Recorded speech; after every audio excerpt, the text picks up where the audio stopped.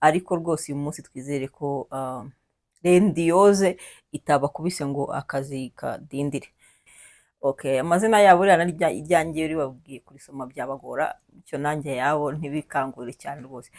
Ikibazo uko Trudeau agisize, Amerika ibazamuriraho imisoro nabo bayizamuriraho, noneho uyu nguyu mushya we yaje avuga ati Amerika rwose nta kibazo na gito igomba kubidutera. Canada igomba kuguma ari igihugu, nta na rimwe Canada izaba intara ya Amerika, kandi nta na rimwe Canada izabura kubaho kubera yuko Amerika hari ibyo yayishotoyeho. Rero rwose aravuga ngo tagetiye, ubwo nameze nka Trump nuko to make Canada great again, ariko cyane cyane donc yihimura ku bantu bose babashotoye. Uyu mugabo rero uyu mugabo uzobereye cyane mu bintu by'ubukungu, kuko ni umu economiste cyangwa se inzobere cyane mu by'ubukungu, kuko yigeze kuyobora banki nkuru ya Canada, nk'uko twavuga nka Beneri, ubwo ni Beneri ya Canada, yigeze kuba umuyobozi mukuru governor wa Beneri ya Canada. Ariko rero Canada mu kuba idafitanye umubano mwiza, itarimo kurebana neza na Amerika, ahubwo noneho yahindukiye ubungubu bifite umubano mwiza n'Ubushinwa. Ibi ngibi akabivuga ngo ashingiye yuko atarimo kumva ukuntu ariko ubundi ngo ninde usinya ariya masezerano, ngo Amerika ngo yasinyanye n'Ubuyapani ngo amasezerano ngo yo kuba ngo Amerika igomba gucungira ngo umutekano ngo Ubuyapani, ngo hanyuma ngo Ubuyapani bwagira ikibazo ngo Amerika ikabutabara, ariko nta hana amasezerano avuga yuko igihe Amerika yagize ikibazo Ubuyapani buzayitabara. Mu gihe koko yabikora, Ubuyapani na Korea y'Epfo ndetse na Taiwan bizaba bifite ikibazo cy'umutekano, ariko kandi ibi ngibi ntabwo ari bishya kuko basaga nk'ababyiteguye cyane cyane muri ibi bihe Trump arimo kugaragaza imibanire myiza n'Uburusiya. Nubwo iyo mibanire myiza n'Uburusiya iramusunikira ku kugirana imibanire myiza na Korea ya Ruguru. Rero mu kugirana imibanire myiza n'Uburusiya na Korea ya Ruguru, ibindi bihugu bitavuga rumwe n'ibyo ngibyo imibano yabyizamo igitotsi. Icya mbere ni bakuru uburinzi bwabo kuri Korea y'Epfo, Korea ya Ruguru ntabwo tuzi niba batagiye kongera kuyigira abantu b'Pyongyang, niba batagiye kumanuka nk'iyagatera ngo tubabone Seoul. Ariko rero nyine reka twibukiranye yuko ubundi Amerika kuba yaragiye igira ibirindiro mu bihugu, ikaba ifite y'ingabo, ivuga ko ibacungira imitekano, muri make ubundi ntago zari impuhwe zo kuvuga ngo Amerika ngo irafashe ibihugu, oya, donc bwari mu buryo bwo kugira ngo Amerika igire ibirindiro, igire force za gisirikare muri buri gihugu, kugira ngo donc umwanzi wa Amerika aho yaturuka hari hose babe bamuri hafi kumurwanya bamwegereye. Rero Trump niba ibi bintu atabibona wenda, cyangwa se yararebye agasanga umusaruro bifuzaga baramaze kuwukuramo, cyangwa se batakifuza kuba abajandarume b'isi wenda bagiye kwimukira bave mu bya gisirikare bimukire mu bukungu, wenda bagira amafaranga menshi badomina isi ku bijyanye n'ubukungu, usibye ko nabyo bitazaborohera kubera yuko ubukungu bafite n'ibindi bihugu birabufite ndetse hari n'ibibarusha. Umugenzuzi utari w'idini uturutse hanze ushobora kujya kugenzura uburyo amaturo yinjira muri iryo dini kandi akagiraho igihe icyo ari cyo cyose atanateguje. Ngayo nguko ni ukuvuga ngo ibintu by'amadini wenda tuvuge ko ushaka kuba bikoreye kubera accountability wenda yakunze kugaragara ko itari sawa mu bijyanye n'amadini. No mu minsi yashize hari ziriya saga zo gufunga insengero zitujuje ibyangombwa, ariko se yaba ariyo mpamvu cyangwa haba ari ukuntu tugiye kohereza Sofia ku miryango y'insengero, nako nawe wamenya. Ariko umwami agira atya akora podcast rero ngo iriho ibiki? Podcast y'uyu mwami w'Ubwongereza iriho yivugira ku muziki, ibintu byamushimishije mu bwana bwe, ariko ibintu ntabwo yari kuzabikoranye niyaba agihari. Ariko nyine uyu mwami arimo aracunga umukecuru amaze kunyuraho rwose, arimo arazana udushya tutigeze tubaho muri buriya bwami. Iyo podcast yiwe arimo kwivugiraho rero ngo mu bihe byabo ngo bakiri abasore ngo ntabwo ngo yakibagirwa ngo indirimbo ngo ya Bob Marley ngo byari bigoye cyane ngo kugira ngo bayishyiremo ngo hagire umuntu usigara ngo yicaye ngo adahagurutse ngo ayibyine.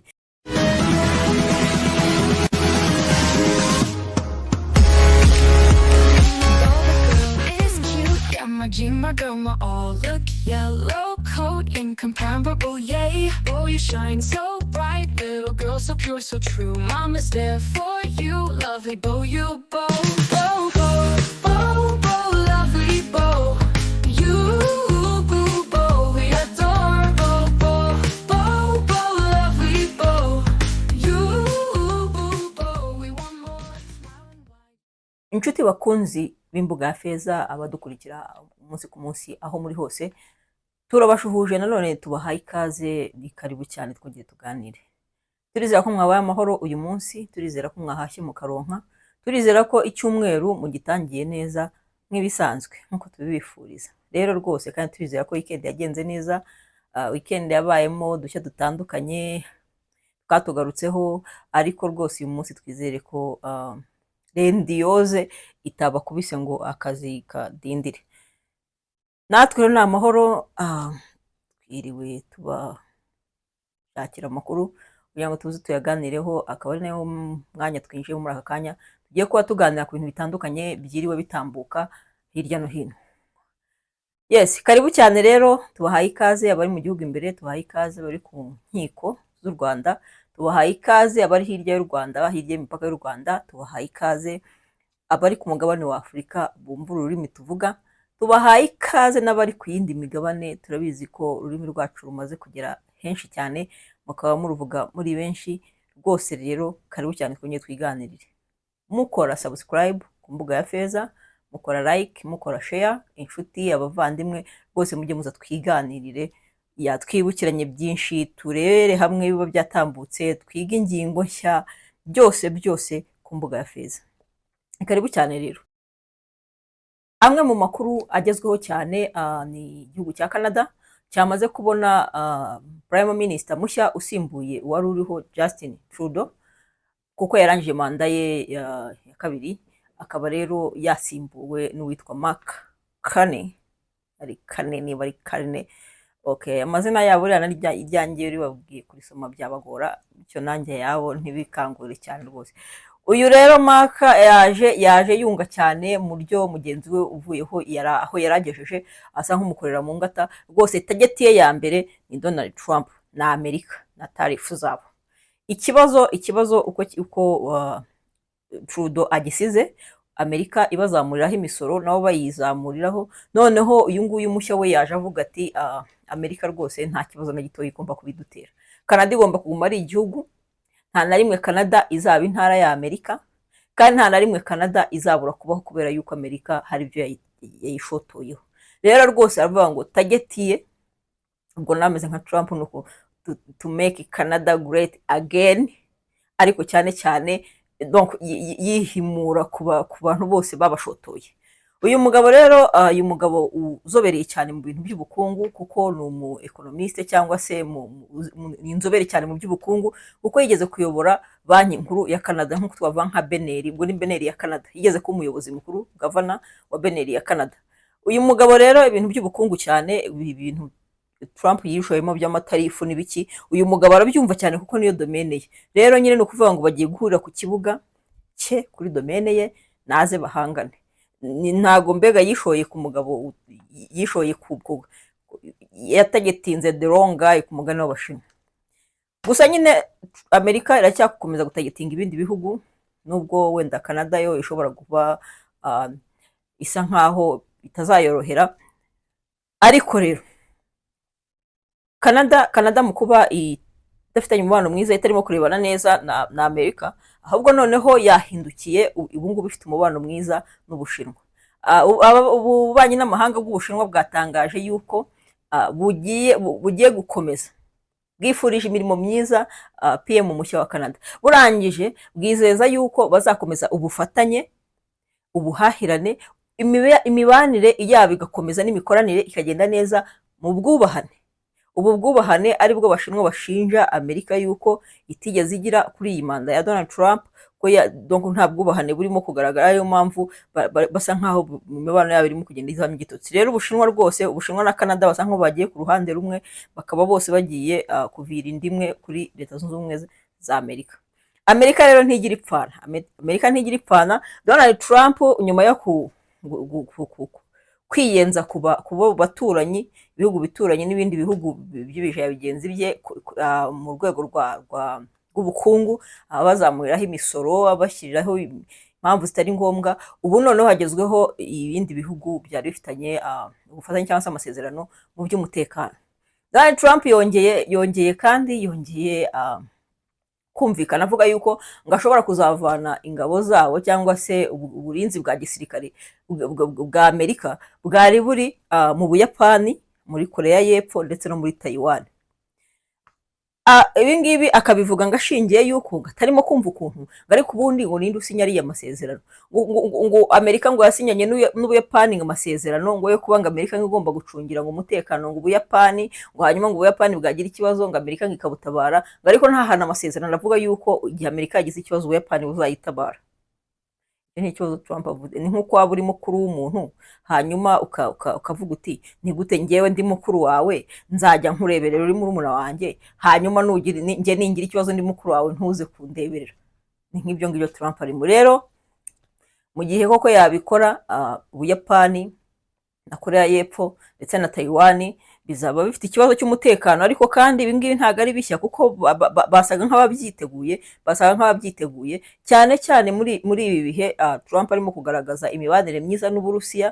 Nubwo iyo mibanire myiza n'Uburusiya iramusunikira ku kugirana imibanire myiza na Korea ya ruguru. Rero mu kugirana imibanire myiza n'Uburusiya na Korea ya ruguru, ibindi bihugu bitavuga rumwe n'ibyo ngibyo imibanire yabyizamo igitotsi. Abantu bakaba bakeka yuko ari donc mu rwego rwo gushaka kwiyegereza cyane Uburusiya na Korea ya ruguru, ariyo mpamvu arimo gusa nk'ushotora cyangwa se yiyenza kuri ibi bihugu bindi byari donc bitarebana neza n'Uburusiya na Korea ya ruguru. Aha rero tukaba turimo kwibaza ngo umunsi ari buramuke bakuyeyo kuko ubwo burinzi bwa gisirikare by'umutekano mu Buyapani, muri Korea y'Epfo no muri Taiwan. Icyambere nibakuru uburinzi bwabo kuri Korea y'Epfo, Korea ya ruguru ntabwo tuzi niba batagiye kongera kuyigira abantu b'Pyongyang, niba batagiye kumanuka nk'iyagatera ngo tubabone i Seoul cyangwa se ngo tuze kumva abashinwa bigaruriye Taiwan cyangwa barashe ku Buyapani, kubera yuko nyine nabo ngabo babacungana ku jisho. Ariko rero nyine reka twibukiranye yuko ubundi Amerika kuba yaragiye igira ibirindiro mu bihugu, ikaba ifite y'ingabo, ikaba ivuga ko ibacungira imitekano, muri make ubundi ntago zari impuhwe zo kuvuga ngo Amerika ngo irafashe ibihugu. Donc bwari mu buryo bwo kugira ngo Amerika igire ibirindiro, igire force za gisirikare muri buri gihugu, kugira ngo donc umwanzi wa Amerika aho yaturuka hari hose babe bamuri hafi kumurwanya bamwegereye. Rero Trump nibi bintu atabibona wenda, cyangwa se yararebye agasanga umusaruro bifuzaga baramaze kuwukuramo, cyangwa se batakifuza kuba abajandarume b'isi wenda bagiye kwimukira bave mu bya gisirikare bimukire mu bukungu, wenda bagira amafaranga menshi badomina isi kubijyanye n'ubukungu. Sibyo ko nabyo bitazaborohera kubera yuko ubukungu bafite n'ibindi bihugu birabufite ndetse hari n'ibibarusha. Rero rwose Trump izi game arimo gukina akazikina n'ibihugu, kandi buriya usibye wenda ibihugu bya Afurika bitajya bipfa gufata isomo, usibye wenda bikeya muri byo, usibye ibihugu bya Afurika bitajya bipfa gufata isomo, ibindi bihugu buriya cyane cyane ibihugu bya Aziya, iyo ubyeretse ikigo ukabikorera ikintu gituma bagomba kugira icyo bigamo, bakuramo isomo rikomeye ku buryo bakugarukira bari seriye kukurenza. Ubwo rero nk'Ubuyapani, ibihugu nk'Ubuyapani, izo za Korea y'Epfo, abantu muzi amateka muzi ibi bihugu uburyo byagiye byigobotora ibindi bihugu byabikolonizaga, ni ibihugu bifite abenegihugu babo bafite level iri hejuru cyane ya patriotism, ku buryo bashobora no kureka ibyo barimo, bashobora no guhamagara diaspora zabo aho zagiye bakaza bagahagarara ku bihugu byabo. Rero wishyizemo cyangwa se witeje ibintu byo gushotora bino bihugu, mbega nyine baba witegura yuko nyine batazakurebera izuba, bazakugarukira nawe nabyina. Buriya rero niba ibihugu nk'Ubuyapani, nka Korea y'Epfo, nka Taiwan, ibi bihugu ni ibihugu bidacishije make, ni ibihugu bifite za tekinoloji, ni ibihugu bifite ubukungu nabwo budaciriritse, ni ibihugu nabyo bidasuzuguritse, ku buryo atari ukuvuga ngo bizateseka Amerika iramutse ibirekuye wenda umutekano wahungabana, ariko ntibizababuza gukomeza kugera ku ntera ndende, kuko n'ubundi bari basanzwe bariyubatse, bafite aho bageze. nk'Ubuyapani bufite tekinoloji zihambaye cyane, bufite infrastructures ziri ku rwego rwo hejuru, n'ubukungu bw'Ubuyapani ntabwo buciriritse abe na gakeya, education yo muri biriya bihugu ibiri ku rwego rwo hejuru, ku buryo ibintu byose, kandi inganda zabo nazo ziteye imbere cyane, ibintu byinshi barabyikorera. Donc urasanga rero n'ubundi nta kintu kinini usibye wenda umutekano niwe ushobora kubahangayikisha, kubera ko buriya ahantu hatari umutekano ibintu birazamba. Ariko nyine ugiye kureba nabo usanga nabo batari agafu k'imvugo rimwe. Rero rwose katutegereze umunsi Trump azafatira umwanzuro wo kuvuga ngo akwiye ibirindiro bye, ngo bakwiye ingabo ze, ngo akwiye ubwo bufasha bwa gisirikare bahaga ibyo bihugu, hanyuma turebe niba koko bazamera nk'abana nyine b'imfubyi nk'uko ibihugu bya Afurika iyo bigenze gutyo tubona byatesetse. Ariko cyakora ibihugu bya Afurika byari bikwiye kwigira kuri biriya bihugu bindi. Rwose abantu bajya bareka kwirirwa barira ngo ibibazo ngo byavutse, ngo ibihugu by'i Burayi ngo byabarebye nabi, ngo Amerika ngo yabavuze nabi. Come on, harageze ngo twiyubake, tugire aho tuva, tugire n'aho tujya. Gusa nyine umuhanzi umwe w'umunyafurika yararirimbye ngo tout change, tout évolue. Donc buri kintu cyose kirahinduka, kigiraho impinduka, buri kintu cyose gitera imbere. Ngo seul les imbéciles ne changent pas. Arongera avuga ngo les ennemis de l'Afrique ce sont des Africains. Bivuze ngo abanzi ba Afurika ni abanyafurika ubwacu. Rero rwose wenda Imana ya Afurika ibizagera ikadutabara, natwe tukakanguka tukareba imbere, ntawamenya. Gusa ibi bihugu nyine birasa nkaho bigiye gukomeza kutwereka iyi situation rwose tutari twiteguye cyane, kubera yuko ni ibihugu byose by'ibijaya bigiye kuba bihanganira muri ibi bibuga byaba ibibuga by'ubukungu, ibibuga by'umutekano n'ibya gisirikare. Tubitega amaso rero. Gusa rero muri iyi mitegekere mishya ya Donald Trump, ari perezida mushya wa Leta Zunze Ubumwe za Amerika, agarutse mu ofisi akagarukanamo Elon Musk. Birasa nkaho Elon Musk asa nkaho yasinziriye kuri business ziwe, hanyuma ajya kufokasinga cyane kuri White House, ajya kuba perezida AI, kandi hari gahunda ze hanze zari zihari. Rero hari ingaruka zirimo kugenda ziza kuri Elon Musk ku bikorwa byo bitandukanye. Bigaragara rwose ko Elon Musk business ze zirimo kugenda zititwara neza, zirimo kugenda zigira ikibazo, aho atangiriye kujya gufokasinga imbaraga zose muri White House. Elon Musk rero business ze zirimo ziragenda zizamo kidobya, niba ariko navuga, aho atangiriye kujya muri White House akajya kugiramo influence cyane, naho hatamworoheye kubera yuko impinduka nyinshi arimo kuzana muri mitegekere n'umuyoborere ya Amerika. Abaturage ba Amerika ntibamukuze pe, ntago bamwishimiye, ntago bishimiye ibintu arimo gukora, ntago rwose benshi rubanda rugufi bo baramuvuma rwose. Mu bigaragara ko ngo we na Trump bafite gahunda ngo guhindura donc gukora systeme irengera abakiriya b'amiliyoneri, kuba ari biteza imbere, mu gihe abaturage na systeme abandi baperezida barabubakiye zirimo kugenda zigira ibibazo. Rero Elon Musk waguze icyari Twitter akayita X. Iyi X rero iri muri zirimo kugenda zigira ibibazo. Uyu munsi muri Kenya iyi Twitter cyangwa se X yabaye shutdown, yari down kabisa, ku buryo itakoraga, abantu bose bayishatse bayibuze. Ibi rero si ubwa mbere bibaye kuva Elon Musk yafata Twitter cyangwa se yahindura X, kubera ko mu minsi yashize murabyukana byigeze kuba biba ahantu hose, bigera ahantu hatandukanye. Ibi rero biramutse bikomeje, abantu bahita babona alternative z'izindi mbuga bimukiraho, abandi bagatangira gucreating izindi zimeze nk'ingiyi, kandi abantu babaye desi ku rubuga bakoreshaga cyangwa se ku systeme bakoreshaga, nabo bahita bayoboka rwa rubuga rushyashya rwakozwe. Abantu rero donc baba barekereje barebera aho hafi nk'Abashinwa. Abashinwa ubu ngubu ntabwo bafitanye imibano myiza na Amerika. Buriya ibi bintu byo kuba imbuga za Elon Musk zirimo gushatinga down bishobora guha deception abazikoresha, kandi Elon Musk uru rubuga yagiye anarukoreraho donc akoreraho ibikorwa bitari byiza cyane, nko mu bihe by'amakampeyini y'amatora yarwifashishije cyane mu kugira ngo bashyigikire Donald Trump. Hari imbuga z'abantu bari celebrities yagiye ashatinga down, bagahomba ibintu byinshi cyane kubera ko ari urubuga rwe nyine wenda amategeko arabimwemerera. Rero mu gihe yakomeza kudiseva abakoresha uru rubuga rukajya ruvaho gutya, abantu bakabura amakuru, bakajya mu gihirahiro, uwundi uzaduka agakora urundi rwenda kumera nkarwo bazahita baruyoboka, kandi birashoboka. Ubu ngubu tekinoloji yaraje, abantu bose bafunguye imitwe barimo barareba ko birashoboka cyane. Rero si iki cyonyine, rero hari muri iyi minsi mike yishize icyogajuru bari barimo gukora muri izi tekinoloji za Elon Musk za Starlink. Icyogajuru bari barimo gukora bagiye kukigerageza kirashwanyuka. ntabwo rwose ubwo ntabwo cyageze uko cyagomba kumera. Ubwo icyo ni ikindi nacyo donc ni indi failure cyangwa se ikindi gihombo cyo mu bikorwa bya Elon Musk. Ikindi nacyo muri iyi minsi mike nk'ibiri ishize nayo hari izindi saga ariko zatangiye mu minsi yashize muri South Africa. South Africa, Elon Musk kubera rya tegeko ry'ubutaka rya South Africa ryavuga ko bagomba kugabanya ubutaka abazungu bihariye bakabugabanya abenegihugu b'abirabura.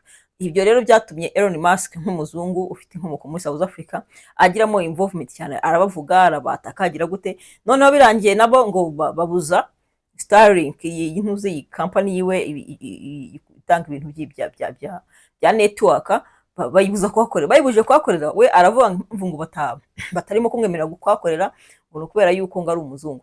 Noneho nabo bagiye kumusoza bamubwira ngo iyo Starlink ntabwo yigeze igura license yo gukorera hari ahantu. Ubwo wenda wasanga ubundi yarahakoreraga bisanzwe cyangwa se ari zaranje maze abanyafurika tujya twumva bafite ibisobanuro kuri buri kintu cyose niyo baba babeshya ngayo nguko. Ariko rwose mu bigaragara Elon Musk nawe afite ibintu byinshi birimo kumutagetinga, ibintu byinshi birimo kumwataka rwose atitonze kuba ntawuzi icyo yoceje muri White House niba koko kifite imbaraga cyane kurenza ibyo yari asanga kurundi yasanzwe ari umukire wa mbere ku isi. Ariko niba yes, ziriya modoka ziwe za Tesla nazo zagiye zimanura donc umubare w'izagurishwaga ku mugabane w'Uburayi watangiye kugabanuka.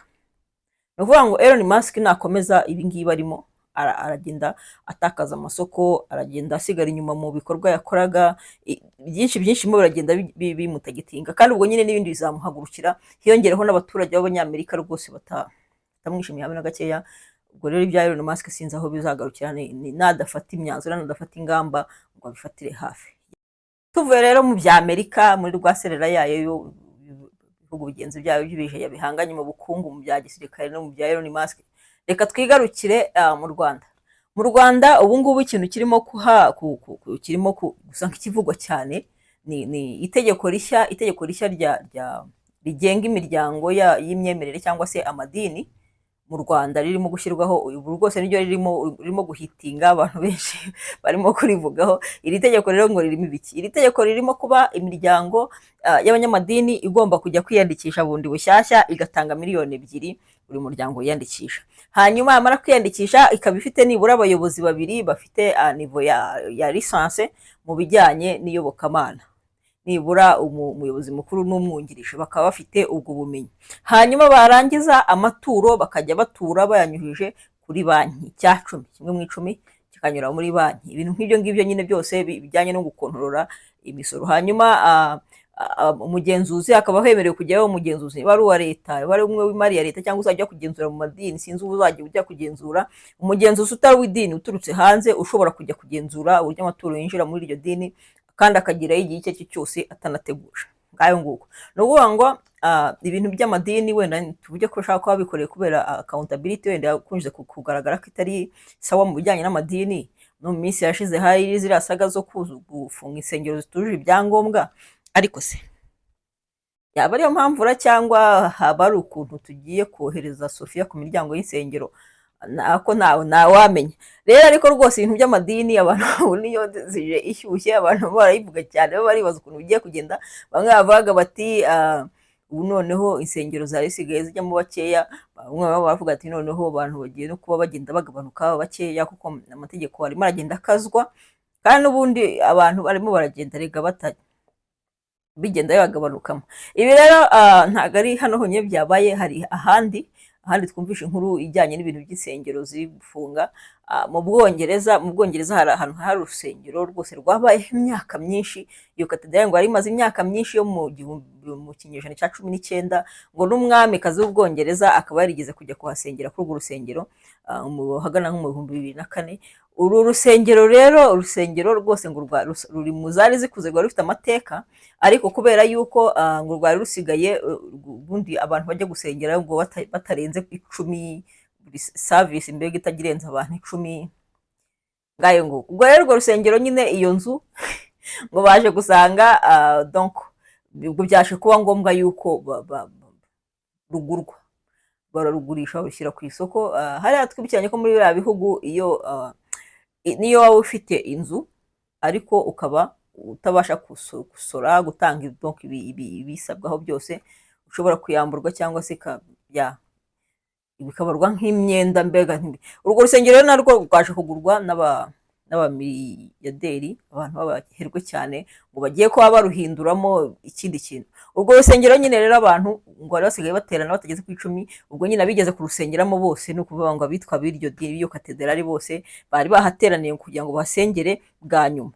Ubwo byabaye ejo ku cyumweru barateranira nyine ngo bari bageze nko kuri 80, ku 80 umvuka nta kayabo, mu gihe insengero zinaha ziba zirimo ibihumbi n'ibihumbi, urumva kandi rwose kumva nubwo ngubu kumva ntibihagije, ariko abantu 80 hariya nta kayabo cyane. 80, kubona abantu 80 mu rusengero gitangaza cyane. 80 rero rwose abagera kuri 80 ngo barahateraniye ngo bahasengera bwa nyuma. Urwo rusengero rukaba rwamaze kugurwa miliyoni 160 z'amapawundi. Rero rwose ngo agahinda kari kenshi basezera kuri urwo rusengero, ubwo biranashoboka yuko wenda bahaguze bashobora kuzahasenya bakahashyira ibindi bikorwa ntawamenya, ariko rwose agahinda ngo kari kenshi, ngo baboneraho ngo bibuka ngo n'umwamikazi w'Ubwongereza ukuntu yahasengeye. Ewe ibintu byo mu nsengero bagenda rero rwose bifata isura yindi bihindura, sinzi ntibizoroha niba koko izi nsengero ubundi se buriya ngayo nguko. Rero tukiri rero mu dushya turi hirya no hino,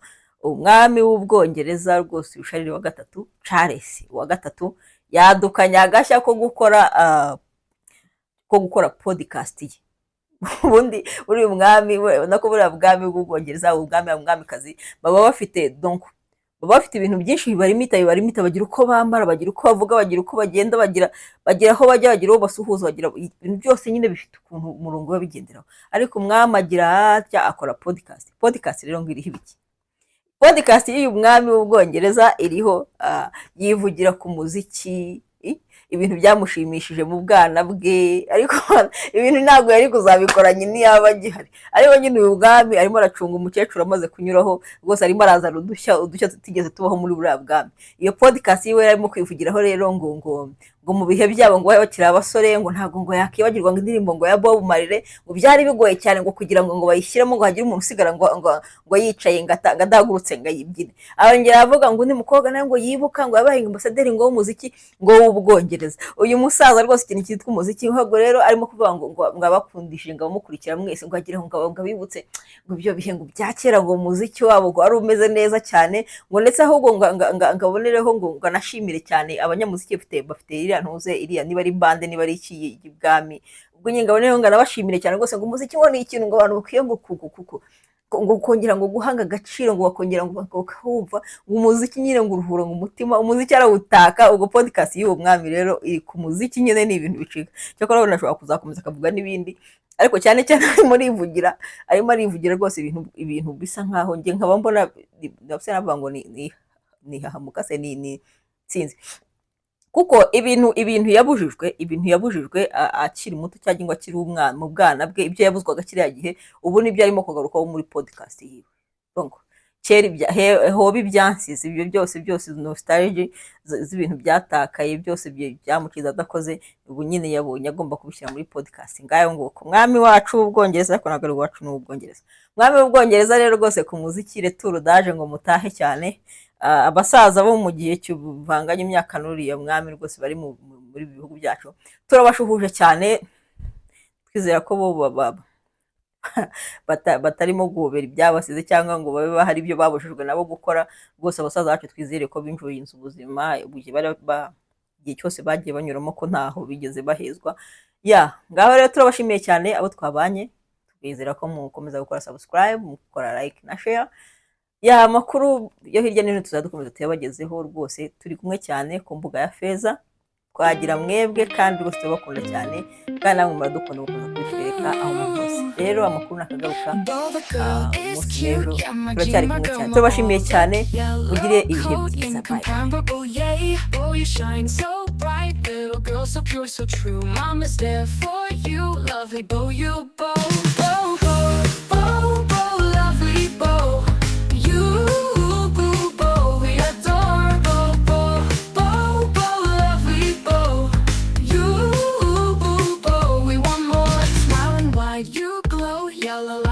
So free in this world, your love, lovely bow, just be bow, bow, bow, bow, lovely bow. You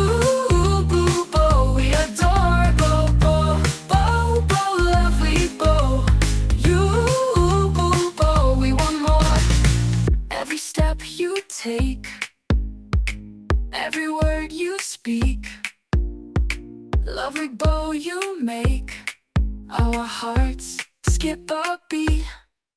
Bow, bow, bow, bow, lovely bow, you, boo, bow, we adore. Bow, bow, bow, bow, lovely bow, you, boo, bow, we want more.